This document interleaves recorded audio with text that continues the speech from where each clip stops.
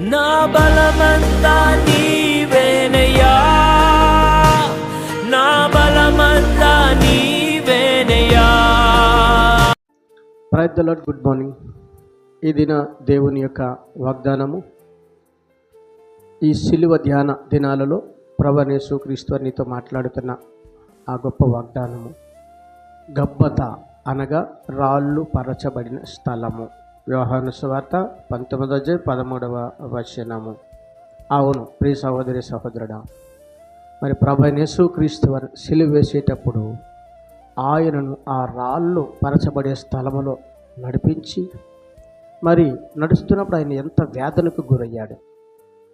ఎందుకనగా నీ మార్గములను సరళము చేయుటకును, నీవు నడిచే మార్గము మరి తిన్నని మార్గముగా ఉండుటకును ఆయన ఆ యొక్క రాళ్ళ పరచబడిన స్థలం మీద నడిచి నీ కొరకు ఆయన రక్త బిందువులను కార్చుండగా, మరి దినము ఆయన కొరకు నీవు నీ మార్గములను సరళము చేసుకొని, మరి తప్పటడుగులు వేయకుండా ప్రభువైన యేసుక్రీస్తు వారిపు చూస్తూ ఆయనే నీ మార్గము గనక ఆయన్ని వెంబడించగలిగితే, మరి ఆయన చేసిన సిలువ త్యాగము ఈ దినము నీవు జ్ఞాపకం చేసుకొని ఆయన ఆజ్ఞలతో నడవగలిగితే నిన్నును నీ కుటుంబాన్ని దీవించి ఆశీర్వదిస్తానని ప్రభువైన యేసుక్రీస్తు వారి నీతో మాట్లాడుతున్నారు. ఆమెన్.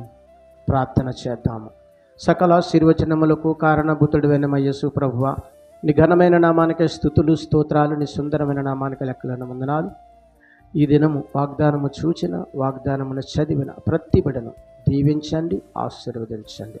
యేసుక్రీస్తు పరిశుద్ధమైన నామములో అడిగి వేడుకొంచున్నాను పరమ తండ్రి. ఆమెన్.